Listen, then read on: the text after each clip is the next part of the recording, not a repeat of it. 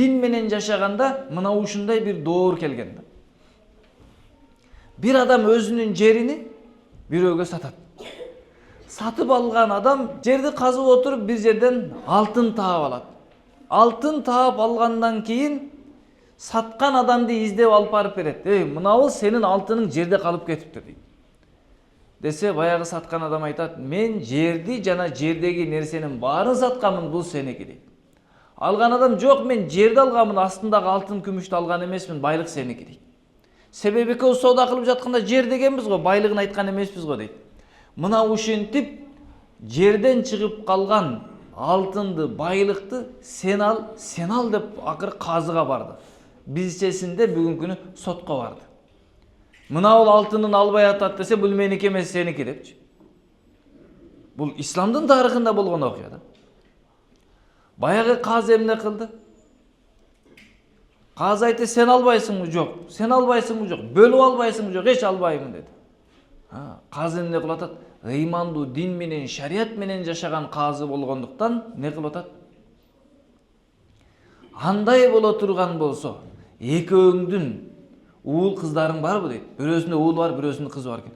Ошолорду үйлөйлүү дагы ошолорго берип коелой бул байлыкты. Бир семьянын жашоосу курулуп калат деди. Туура айтасыз деди дагы, экөө не кылды? Балдарын үйлөп, алтынды ошого берип койду. Натыйжада эмне болду? Ушундай соттошуу болуп атат, бул байлык сеники, бул байлык сеники депчи. Алла сактасын, эгер динсиз доор боло турган болсо кандай болот десе, экөөсү бул меники деп талашып барат. Сот не кылат? Экөөңдүкү эмес, меники деп алып коет. Мүлкүн дагы конфискация деп коебу? Конфискация кылып коет, тарс этип. Сенин мурдагы мүлкүң дагы меники деп коет да. Эмне үчүн? Ыймансыздык, динсиздик, пайгамбар салам жашоосун ээрчибесең, сотко бир туугандар барат да. Ошол үчүн урматтуу мусулман бир туугандар, пайгамбар саламдын жолун ээрчий турган болсок, биздин жашообуз не кылат? Тынчтык болот да. Пайгамбар салам канча жыл жашады? Үйүнүн ичиндеги бардык абал белгилүү, китепте жазылган. Түнкү учурлар да белгилүү, түнкү саат канчада кандай эмне иш кылат, анысы да белгилүү да. Кайсы убакта туруп түндө намаз окуйт, бардыгы белгилүү да. Бирок уруш жок да, таппайсың ичинен. Пайгамбар салам аялын урушкан экен, келишпей калган экен, жок. Болбосо 9 жубай болгон. Сахабалардын жашоосунда жок, таппайсың да. Эмне үчүн? Себеби алардын жашоосунда сүннөт шарият бар эле да. Аллах Таала Кур'анда айтат: "Фальяхзариллазина юхалифуна ан амрихи ан тусибахум фитнатун ау юсибахум азабун алим." Аллах Таала айтат: "Эскерткиниң пайгамбардын ишине баш ийбегендерди, каршы жүргөндөрдү жакында чоң фитнеге кабылат, же азапка дуушар болот" деди. Уламалар ушул аяттын түшүндүрмөсүндө айтат: ким шарият менен жашабаса, пайгамбар алейхисаламдын көрсөткөн жолу менен жашабай, баш тартып, мен өзүм билгенимдей жашаймын десе, жашоосунда фитне болот. Ооба, барып азгырылып бирөөсү не кылат? Бидатка түшүп калат. Динде эле туруп жашап аткан. Бирок сүннөттү таштаган себептен bir күн барып эмне кылат? Бидатка, адашууга түшүп калат. Андан ары ширкке барып, андан ары кетип калышы мүмкүн. Же болбосо сүннөт менен жашабасаңыз, үй бүлөнүн ичиндеги ызычууга түшүп каласыз. Үй бүлөдө тынчтык болбойт, коодон тынчтык болбойт. Эмне үчүн? Алла айтып атпайбы? Пайгамбардын көрсөткөн жолу менен жашабасаңар, анда фитнеге түшөсүңөр, азгырыктарга түшөсүңөр. Ата рахматуллах алейхи ушуну мынтип түшүндүргөн экен. Эгер кайсы жердеги адамдар динди таштап жашай турган болсо, динсиздикке берилип кетсе, Аллах Таала кырсыктарды жөнөтөт деп түшүргөн. Жер титирөөсү кырсык болот, суу ташкындоо, сел жүрүү, башка кырсыктарды жөнөтөт. Эмне үчүн? Себеби алар Аллага баш ийбей атат. Аллага кырсыкты жөнөтүп, аларды эмне кылат? Өзүнө кайтарып, ал адамдарды Аллага сыйындырууну каалайт. Алла мээримдүү зат. Алар бузук болуп кетпесин, оңолсун үчүн эскертүү жөнөтөт экен. Ал эми кээ бир уламалар муну мынтип түшүндүрөт: эгерде сүннөт менен жашабаса, анда өлүмгө чейинки ызычуу болот дейт. Адамдардын ортосунда уруш талаш болот дагы, акыры өлүм көбөйөт деп айткан. Эмне үчүн? Себеби адамдар өздөрү каалагандай жашап атпайбы. Ар ким өзү каалоосундай. Ошондуктан биздин жашообузду сүннөткө ылайыктуу кылышыбыз керек. Эми бул дүйнөдө бир ызычуу фитнага, кырсыкка кабылып калган болсо, ал эми акыретте сыздатуучу азапка дуушар болуп калат. Мына ошондуктан биздин акылыбызга кээде сыйбай калышы мүмкүн. Сүннөт менен жашасаң, азыркы доордо кандай болот деп, эң сонун болот. Ал сиздин акылыңыз ошентип айтып отурат. А бирок чындап келгенде эң ийгиликтүү жашоо ошол да. Биздин бүгүнкү күнүмдүн учу абалыны пайгамбар алейхиссалам баяндап койгон да. Bir күн келет, силерден кийин, сахабаларга айтып атат да, силерден кийин bir күн келет, ал оор күндөр болот. Ал күндөрү динди сактоо, дин менен жашоо, сүннөт менен жашоо колуна чокту кармагандай болот деди. Ошол күнү сабыр кылып жашаган инсандарга бир кылган сүннөт амалына, ишине 50 сахабанын сообу берилет. Bir адам bir сүннөт менен жашап жатса, ошол bir сүннөттү жасагандыгына, ошол сүннөттү жашоосуна бекем кармап жашоо өткөргөндүгүнө 50 сахабага келген сооп берилет. Ошондо сахаба сурады. Сахабалардын бирөө сурады: "Алланын иши 50 адамдын сообу өздөрүнүкүнөмү же биздикинеби?" деди. "Жок, биздин силердин сообуңардан" деди. 50 сахабага берилген сооп берилет деди. Бул деген маани бүгүнкү күндөгүлөр сахабалардан артык деген маани эмес. Сахабалардын доорунда сүннөт менен жашоо, шариат менен, дин менен жашоо эң сүйүктүү амал эле да. Бардыгы жакшы көрөт эле пайгамбар алейхисаламга окшоп басканды, пайгамбар алейхисаламга окшоп сүйлөгөндү, пайгамбар алейхиссалату вассаламга окшоп басканды жакшы көрөт эле. Жада калса алардын кийимдери да пайгамбар алейхиссаламга окшойт эле. Натыйжада эмне болду? Кээ бир жаңы мусулман болгон адамдар келгенде, араңардан ким пайгамбар деп сурайт эле. Окшош эле бардыгын. Сүйлөгөнү дагы, күлгөнү дагы, жылмайганы дагы. Жада калса кээ бир сахабалар үйлөрүнө барып алып, түнү менен басып чыгат эле, жубайына айтат эле: "Карачы, мен пайгамбар алейхисаламга окшош баса аламбы? Бир аз окшошуп жатабы менин басканым" депчи. Эми ар кимдин келбети басканы ар түрдүү болот. Бирок сахабалар эми пайгамбар алейхисалам окшош бас деп шариатта талап кылбаса дагы окшош басайын деди да. Эң сүйүктүү нерсе эле сахабаларга пайгамбар алейхисаламга окшоп, пайгамбар алейхисалам айткан насааттары менен жашоо. Ал эми ошондуктан аларга сооп берилсе, биздин доордо сүннөт менен жашоо коомдогуларга жек көрүнүштүү нерсе да. Сакал коюп алса, өзүгө жакпайт, аялыга жакпайт. Эптеп коёюн десе туугандарга жакпайт. Эми тагыраак айтканда каршы чыккандар көп болот. Үйлөнүү тойду, кыз тойду шариатка ылайыктуу, сүннөткө ылайыктуу кылайын десең, туугандарың каршы чыгат. Сен элдикин жеп алып, анан бизге жедирбей коесуңбу, бизге бербейсиңби эмне депчи. Бас ресторанга той кылабыз депчи. Эми мына ушул кыйынчылыктарда сиз сүннөткө бекем турсаңыз, 50 сахабага берген сооп берилет. Эмне үчүн? Себеп ал доордо сүннөттү сүйгөндөр көп эле, а бүгүн сүннөттү жек көргөндөр көп дейт. Ошол үчүн бүгүнкүнүн сообу көп экен да. А эгерде пайгамбар сам көрсөткөн сүннөт жашоо менен жашасак, эмне болот? Эң биринчиси Алланын сүйгөн пендеси болобуз. Аллах Кур'анда айтат: "Айткынын, эгер силер Аллахты жакшы көрсөңөр, сүйсөңөр, анда мен ээрчигиле" деп айтты. Биз Алланы сүйгөнүбүздүгүнүн белгиси, биз Алланы пайгамбар сам ээрчишибиз керек, айтканын кылышыбыз керек. Ооба мен Алланы сүйөм деп туруп билгениңди кылган болбой калат экен да. Жалганчы болот экенсиң.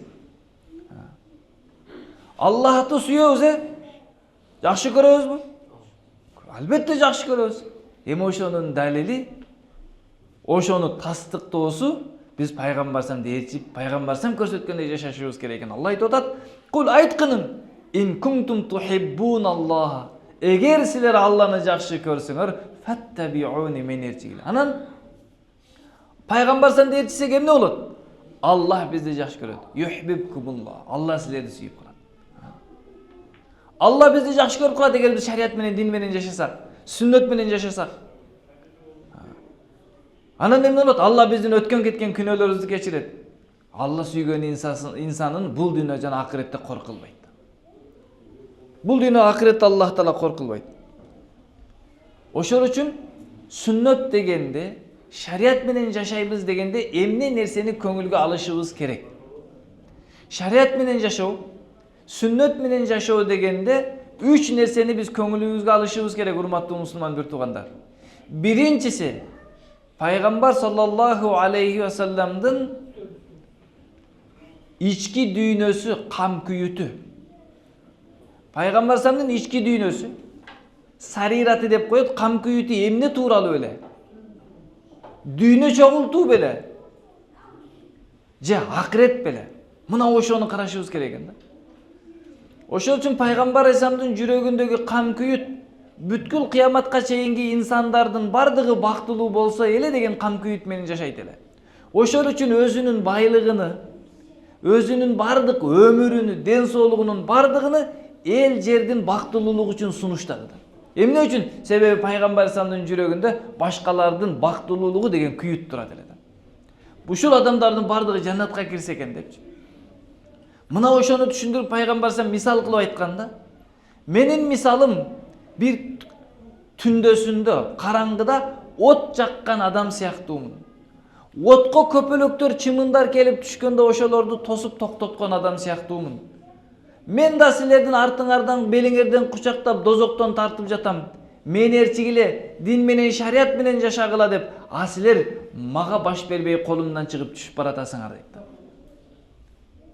Демек Пайгамбар Эсамдын ички дүйнөсүндөгү жашоосу, ою, сезими башка адамдардын бул дүйнө акыретте бактылуу болсо экен, ушулар эртең дозокко түшүп калбаса экен, ушулар жаннатта бактылуу болуп жашаса экен деген күйүт болгон. Ушул күйүттү жүрөгүбүзгө салышыбыз керек. Ооба. Бир адамдардын жашоосундагы оюнун, пикиринин бардыгы дүйнө чогултуу. Ал түнү күнү дүйнө туурасында ойлонот, байуу туурасында, байлык туурасында ойлонот. Бир адам мансап, бийлик туурасында ойлонот. Канткенде мен биримди эки кылып жогорураак бийикке чыксам экен депчи. Булардын бардыгы убактылуу. Сиз акырет туурасында ойлонсоңуз, Аллах Таала бул дүйнөдө кадыр барк да берет. Аллах Таала бул дүйнөдө башкага муктаж кылбаган байлык да берет. Ыймансыздарга берген байлыкты, бийликти Аллах Таала кадыр баркты ыймандууларга бербей коебу, дин менен жашаганга бербей коебу, берет. Бактылуулук байлыкка же бийликке байланган эмес, бактылуулук Пайгамбар Эсамды ээрчип жашаганга байланган. Экинчиси, биз Пайгамбар саллаллаху алейхи ва салламдын сүннөтү дегенде экинчи ала турган, көңүлгө ала турган нерсе эл менен, туугандар менен болгон мамиле. Тагыраак айтканда, башкалар менен болгон мамиледе Пайгамбар Эсамдын ахлагы менен мамиле кылалы. Кошнабызга, тууганыбызга, жада калса тааныбасак дагы көчөдөгү бирөөгө Пайгамбар Эсамдын ахлагы менен мамиле кылалы. Пайгамбар Эсамдын кулк мүнөзү менен мамиле кылалы. Мына ошондо эмне болот? Уруш талаш болбойт. Пайгамбар Эсамдын мамилесинде бир адам экинчи адам кандай урушканга мүмкүнчүлүк калтырбайт, повод калтырбайт да. Мисал эле ала турган болсок, Пайгамбар Эсам бир нерсеге ишарат кылганда мынтип ишарат кылат эле да, колун жазыпчы. Мындай кылбайт эле да.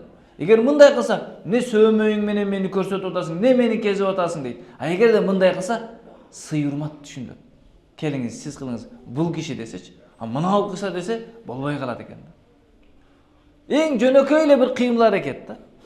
Көп деле көңүл бурулбай турган, бирок Пайгамбар Эсамдын көрсөткөн ишаратында сый урмат турат. А эгерде биз каалагандай тетиги киши дей турган болсоң, сый урмат болбой калат. Не кылдым мен сага деши мүмкүн. Не сөмөйүң менен мени кезеп атасың деши мүмкүн. Мындай кылсаң деп калат, ыраазы болот, сыйлап урматталат. Пайгамбар Эсамдын ар бир кыймыл аракети, ар бир адамга жасаган мамилеси экинчи бир адамдын жүрөгүн жылытат. Экинчи адамды капа кылбайт. Капа болуп турса көңүлүн ача коет да. Бир жолу Пайгамбар алейхиссалам сахабалар менен бара жатса, артынан бирөө келип аябай катууундай чапан деп түшүндүрүп кое берейин, тартканда кийиминен. Анын жакасы Пайгамбар Эсамдын мына жеринин мойнуну кызартып кетти. Пайгамбар Эсам ушундай бурулуп караганда жылмайып карады да. Сизге эмне болду депчи, эмне жардам берейин деп.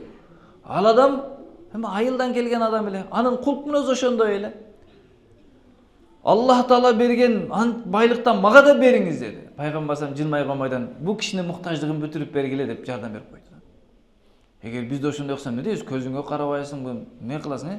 Эгер бирөө адам машина айдап баратып, кичине жолдон чыгып кетсе, сигнал берип, тополоң кылып, Эгер светофор токтоп калса түшө калып, кандай нерсе кылып атабыз? Ал келип пайгамбар алейхисалам ушунчалык катуу кыйынчылык жеткизсе дагы ошол заматта бурулганда жылмайып карап атат да. Эми ушундай болсо, бардыгыбыз ошондой болсо урушабызбы? Урушпайбыз да. Келип бирөө түртүп кетсе карап жылмайып коюп, кечиресиз, жолуңузга туруп калган экенмин десең, наркы адам дагы уялып кетет да. Эй, жолуң менен жүрсөң, эмнеге чыгып кеттиң десең, ал да айтат да өзүңүн жолуң менен жүр, анан урушуп кетет. Ошол үчүн урматтуу мусулман бир туугандар, сүннөт менен жашоо дегенде экинчиси эл менен, туугандар менен, ата-энелер менен болуп жаткан, балдарыбыз менен, кошуналар менен болуп жатканда пайгамбар салам кантип жашаган экен, ошону үйрөнөлү. Ошол үчүн ар бирибиз пайгамбар салам тарыхын окуйлу. Пайгамбар салам кошунасына кандай мамиле кылган? Мен ошондой кылайын. Пайгамбар салам жубайларына кандай мамиле кылган? Мен ошондой мамиле кылайын. Пайгамбар салам бир кошуна аялы бар эле, жөөт эле. Ар дайым пайгамбар саламдын жолуна тикен таштайт эле. Ал убакта бүгүнкүндөй бут кийим жок болгондуктан асты таманы да тери болот эле. Эми тикен териден өтүп кетет эле. Пайгамбар саламдын жолуна тикен таштап кыйнайт эле. Жөөт аял эле. Бир канча күн жок болуп калганда пайгамбар салам ошону ооруп калганын билип кабар алганы кирет. Ооруп калганын билип кабар алганы киргенде баягы аял түшүнөт. Мен буга өтө көп кыйынчылык жеткиздим. Эми менден өч ала турган убакыт келди. Эми мени бир нерсе кылат деп өтө пайгамбар саламдан жамандык күткөндө пайгамбар салам кирип айтты. Көрүнбөй калдыңыз сизге 2-3 күндөн бери. Ооруп калган окшойт деп зыяратка келдим. Ден соолугуңуз жакшыбы деп сураганда мусулман болду жөөт аял. Пайгамбар саламдын жолуна тикенек таштап, пайгамбар алейхисалам туурасында сөз ташып жүргөн адам бир жакшы мамилесин көргөндөн эмне кылды? Ушунчалык жамандык жеткизсем, ушунчалык азият жеткизсем дагы мага ушинтип ооруп калсам ден соолугумду сурап келди деп мусулман болду. Аллах Таала баарыбызды пайгамбар алейхисаламдын алып келген шариаты менен, сүннөтү менен жашаганга бизге мүмкүнчүлүк берсин. Баарыбызды Аллах Таала бул дүйнө ахиретте бактылуу пенделерден кылган болсун. Субханакаллахумма ва бихамдик, нашхаду ан ла илаха илля анта, астагфирука ва атубу илейк.